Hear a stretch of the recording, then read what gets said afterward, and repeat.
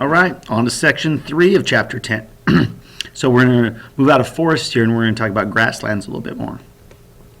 So grasslands are important, and they're important for a variety of reasons, but here are the main 5 things that grasslands do for us.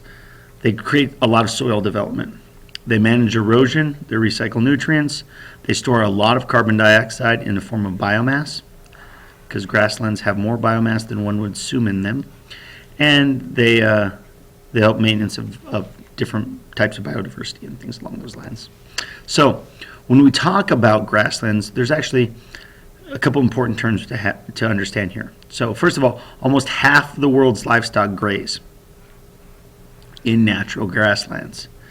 And those come in the form of what we call rangelands.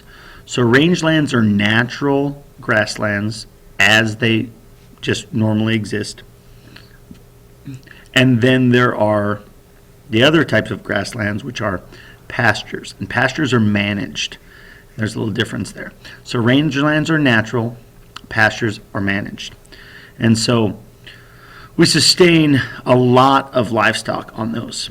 And so it's important for us to understand for a particular section of land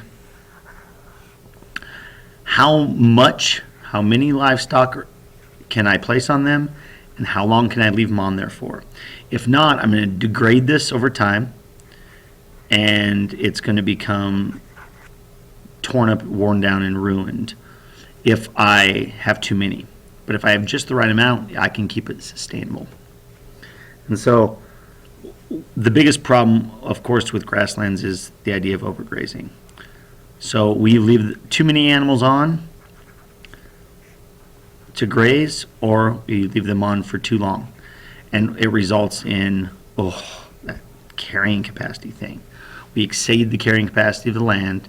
As a result, we damage the grasslands and the shrubs to a point where they can't be repaired. Here's a good example. You see natural grassland, and then here is where overgrazing has happened. It's turned it just into a desert right here.